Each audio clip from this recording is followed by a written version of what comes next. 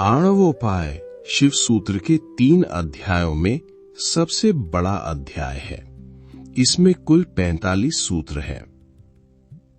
शांभवोपाय उन मुमुक्षु साधकों के लिए है जिनकी मेधा शक्ति तीव्र है, चित्त शुद्ध है या आंशिक अशुद्धि है, जो आत्मज्ञान के बाद स्वतः शुद्ध हो जाती है।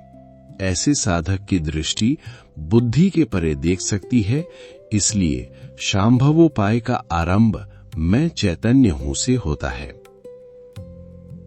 शाक्तोपाय का साधक भी मुमुक्षु है।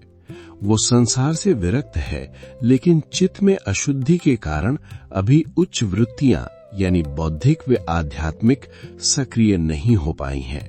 इसलिए शाक्तोपाय का आरंभ आंतरिक मन से होता है।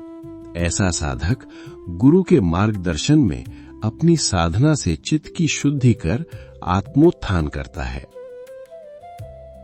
आणवोपाय का जिज्ञासु संसार में फंसा हुआ है। वो दुखों में है, लेकिन मोहग्रस्त है। संसार से विरक्ति हुई नहीं है। इसलिए आणवोपाय वहीं से आरंभ होता है जहां वो फंसा हुआ है, अर्थात स्थूल जगत और स्थूल शरीर से। ऐसे सामान्य जन को आणवोपाय की ये सूत्र क्रमशः उसकी जिज्ञासा का समाधान करते हुए दुखों से मुक्ति के मार्ग पर अग्रसर करते हैं। अंत में गंतव्य एक ही है। तीनों उपाय अज्ञान रूपी नदी को पार कर ज्ञान के तट तक जाने के लिए है। सूत्र 1 आत्मा चित्तम 3.1 अर्थ है आत्मा चित्त है।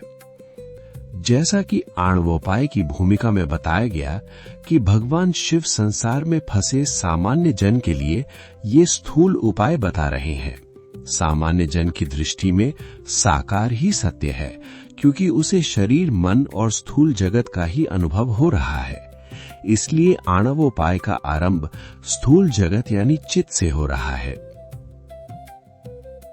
शांभवोपाय का प्रथम सूत्र आत्मा यानी मेरा सत्य स्वरूप चैतन्य है, ऐसा कहता है। शांभवोपाय का आरंभ शीर्ष से होता है।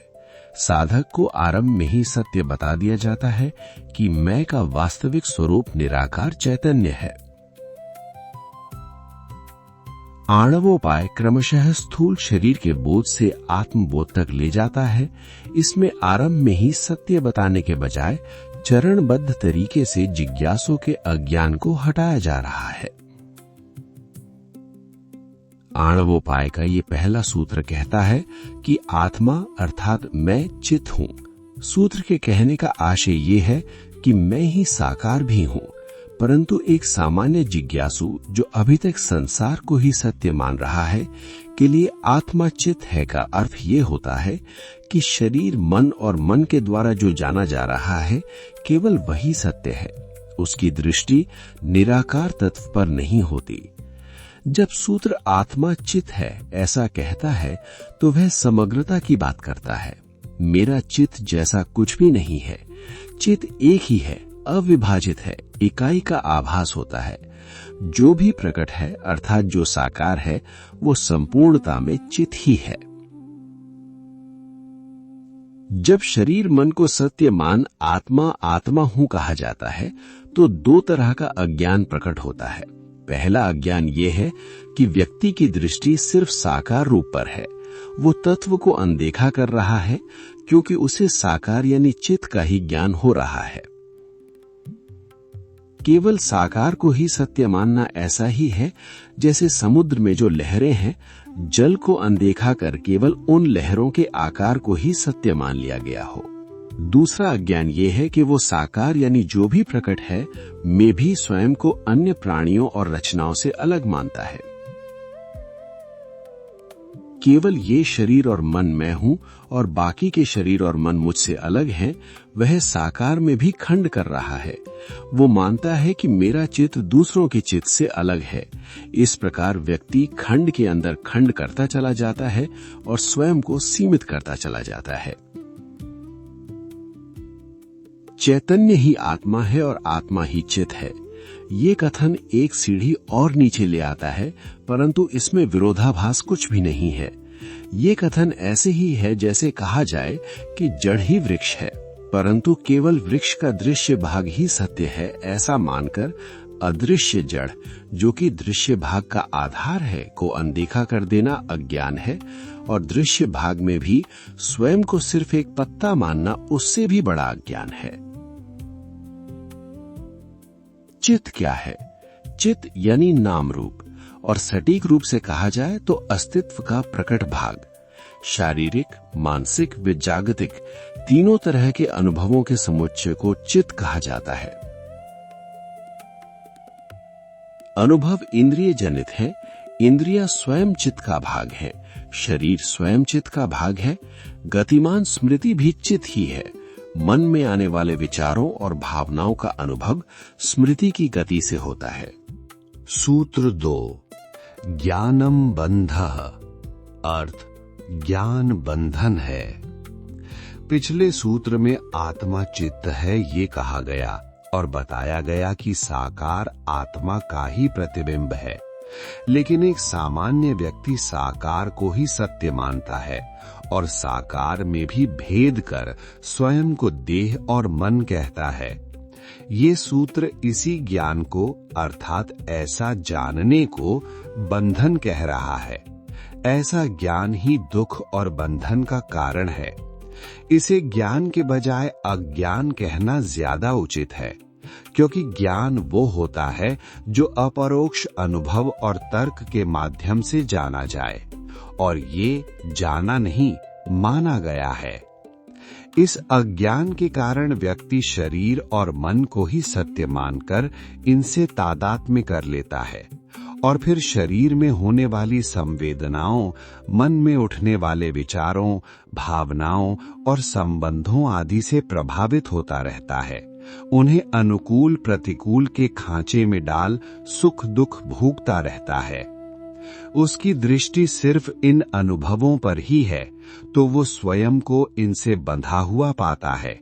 वो मैं शरीर हूँ, किसी विशेष परिवार, समाज या राष्ट्र से संबंधित हूँ, अमीर या गरीब हूँ, अमुक व्यवसाय है आदि जान रहा है। और ये ज्ञान एक सीमा, एक वर्ग निर्मित करता है और व्यक्ति उस खूंटी से बंधता जाता है। इस प्रकार व्यक्ति मन के अनुभवों और शरीर और जगत से संबंध आदि को सत्य मान इनसे लिप्त रहता है। वो शरीर और अर्जित संपत्ति, संबंध आदि को खोना नहीं चाहता। मृत्यु के समय उसकी यही तृष्णा व अतृप्ति उसे पुनः इसी देह में खींच लाती है और वो जीवन मरण के चक्र से बंध जाता है। सूत्र 3, कलादीनाम तत्वानाम अविवेको माया, अर्थ नाम रूप वास्तविक है, ये अविवेक भ्रम है। पिछले सूत्र में जिज्ञासु कहता है कि उसे शरीर और मन का ही ज्ञान हो रहा है और सूत्र ऐसे ज्ञान को ही बंधन का कारण बताता है।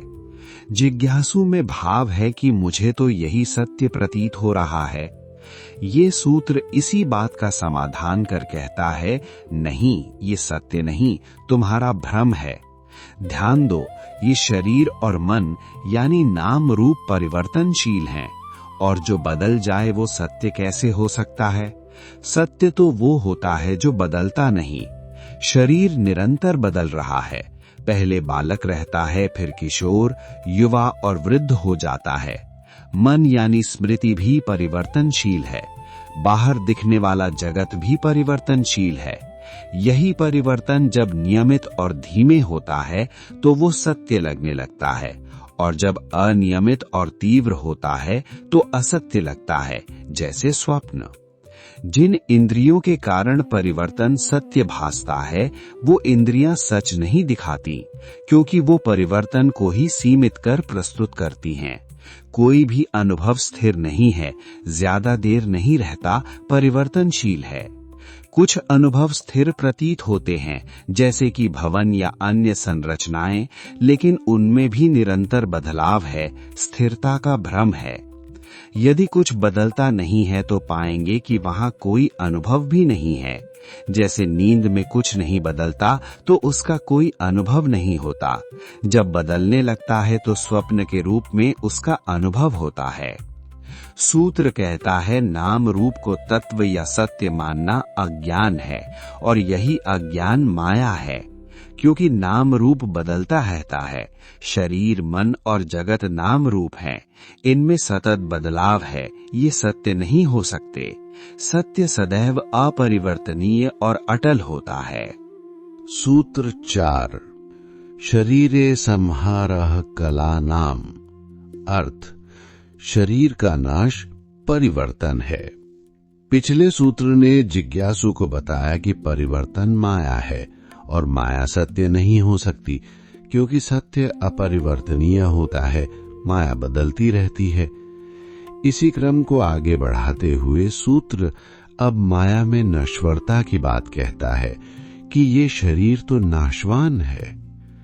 शरीर के नाश से मेरा भी नाश हो जाता है, ये भ्रम है।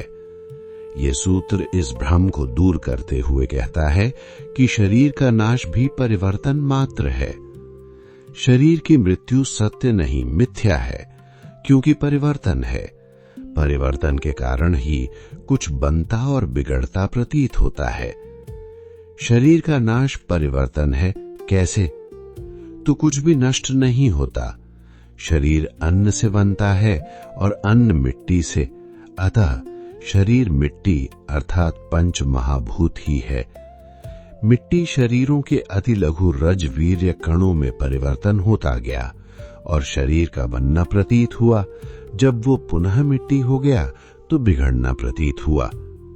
स्थूल शरीर जिस स्मृति से संचालित हो रहा था, वो स्मृति भी नष्ट नहीं होती, वो भी बीज रूप में परिवर्तित हो जाती है, जिसे कारण शरीर कहते हैं। एक वृक्ष नष्ट हो जाता है, लेकिन वृक्ष की स्मृतियां परिवर्तित हो उससे झड़े बीज में रहती ही हैं। स्थूल शरीर भी स्मृति ही है, नाद ही है। जो भी परिवर्तन होता है स्मृति में ही होता है। जैसे कि मिट्टी के पात्र टूटने से पात्र की उसी मिट्टी से कोई दूसरा पात्र निर्मित हो जाता है और नाम रूप भिन्न हो जाता है। सूत्र कहता है शरीर का नाश भी परिवर्तन है, परिवर्तन माया है, अतः शरीर व मन आपका सत्य स्वरूप नहीं है।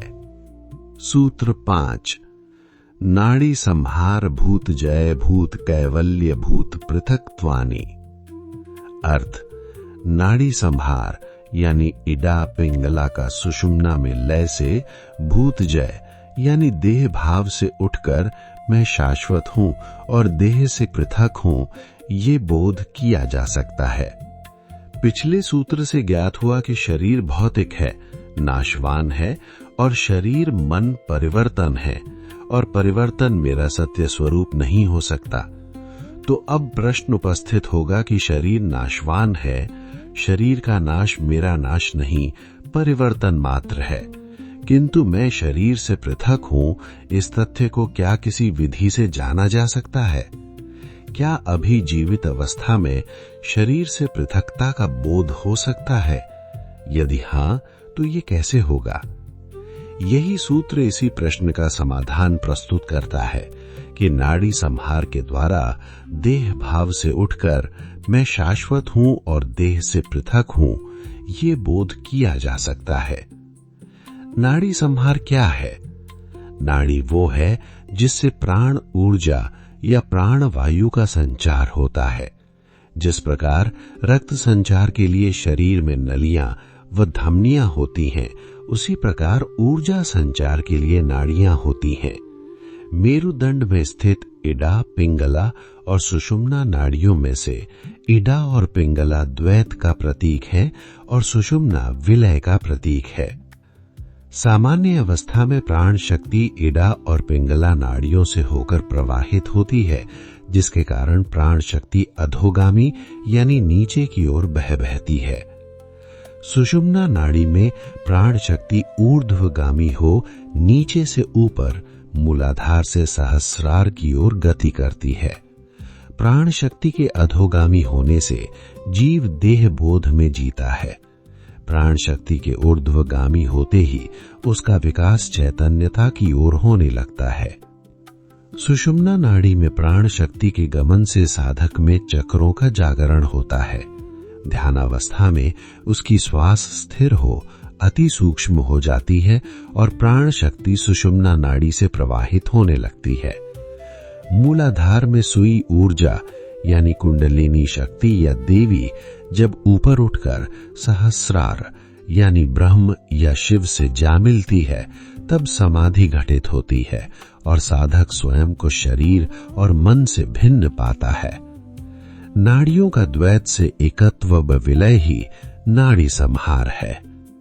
समाधि घटित होने से साधक भौतिक देह के भाव से मुक्त हो जाता है। यही भूत जय है। देह का नाश होता है, मेरा नहीं। ये बोध ही भूत कैवल्य है और भौतिक देह से पृथक स्वयं को चेतन जानना ही भूत पृथकत्व है। समाधि। जब व्यक्ति अपना ध्यान किसी विशेष अनुभव पर केंद्रित करता है तो दो होते हैं, एक अनुभव और एक अनुभव करने वाला। जब ये विभाजन समाप्त हो जाता है तो केवल एकता का बोध होता है। यही समाधि है। समाधि में शरीर व मन से परे केवल होने का बोध होता है।